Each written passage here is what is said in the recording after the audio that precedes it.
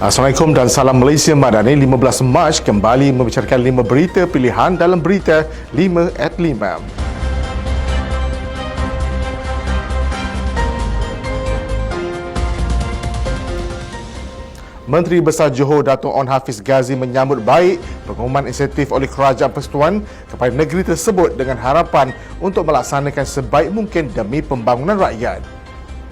Beliau menegaskan cita-cita Johor sebagai sebuah negeri yang maju menjelang tahun 2030 dan dapat dicapai melalui kerjasama erat antara kerajaan negeri dan kerajaan persekutuan. Beliau menzahirkan ucapan terima kasih kepada Timbalan Perdana Menteri Datuk Seri Dr. Ahmad Zaid Hamidi yang sempat menghadirkan diri dalam majlis santunan kasih Ramadan dan sentiasa memberi sokongan yang berterusan kepada Johor khususnya dalam bantuan bencana banjir. Untuk rekod, Kerajaan Persekutuan telah mengumumkan insentif berjumlah RM4.7 bilion oleh Kerajaan Persekutuan termasuk peruntukan besar untuk projek tempatan banjir serta pembangunan infrastruktur lain seperti pelebaran lebuh-raya.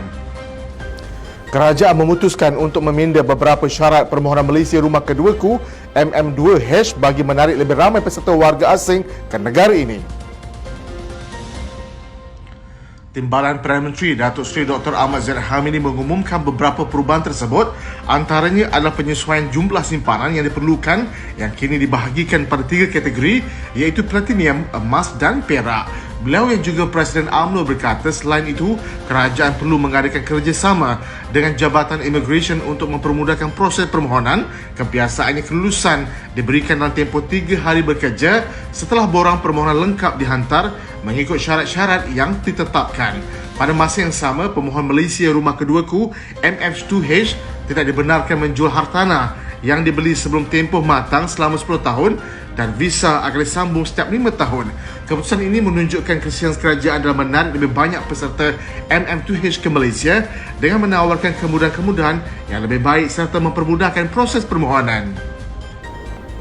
Menteri di Jabatan Perdana Menteri Undang-Undang Reformasi Institusi Datuk Seri Azlanul Osman Said menekankan betapa pentingnya kewujudan satu perundangan prosedur khusus yang dapat menangani cabaran-cabaran yang sedang dalam dan bakal timbul seiring dengan perkembangan teknologi hari ini.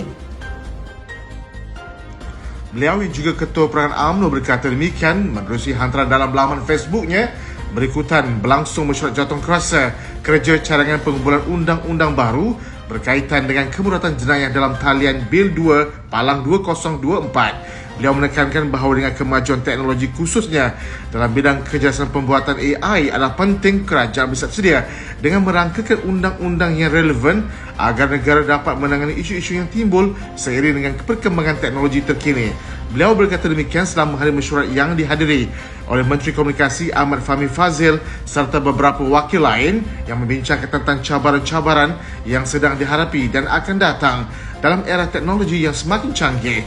Azalnya turut memaklumkan bahawa working draft bagi rang Undang-Undang Keselamatan Digital 202-3 Digital Safety Act 2024 DSA telah berjaya dirangka. Langkah ini adalah permulaan penting dalam usaha menyusun undang-undang yang sesuai dengan keperluan semasa. Menteri Pendidikan Tinggi Datuk Dr. Zamri Abdul Kadir berkata Kementerian Pendidikan Tinggi amat komited untuk memastikan kesejahteraan warga kampus terutamanya pelajar dan pensyarah berada pada tahap yang terbaik.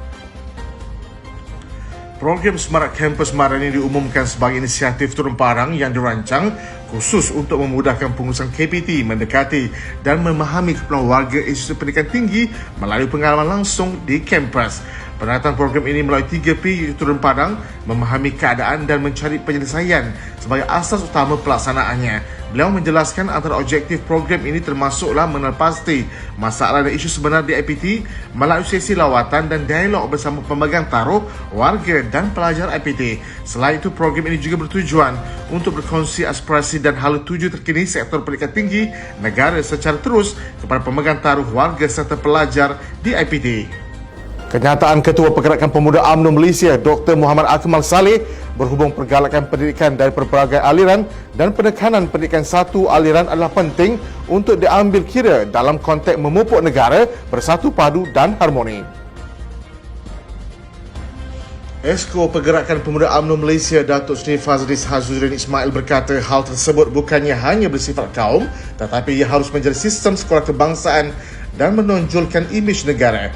Jelasnya cadangan Dr. Akmal bukan sebagai satu usaha untuk menafikan kewujudan sekolah berkenaan. Sebaliknya, ia bagi menampakkan sekolah vernacular tidak bersifat kaum terbuka kepada semua anak Melayu, Cina dan India. Menurut beliau, pendekatan ini membawa perubahan positif dalam sistem pendidikan negara dengan mengurangkan potensi perpecahan dalam masyarakat dan memupuk budaya inklusif. Beliau menyatakan pendudukan dengan tegas walaupun sekolah vernacular tidak bertentangan dengan undang-undang. Langkah ini perlu diambil untuk memperkukuhkan perpaduan etnik dan memperkukuhkan peranan bahasa Melayu sebagai bahasa kebangsaan. Sekian daripada saya, Muhammad Saiful Muhammad Sahak. Jangan lupa temu janji kita Isnin hingga Jumaat jam 5 petang. 5 berita pilihan hanya di Berita 5 at 5. Assalamualaikum dan salam Malaysia Madani.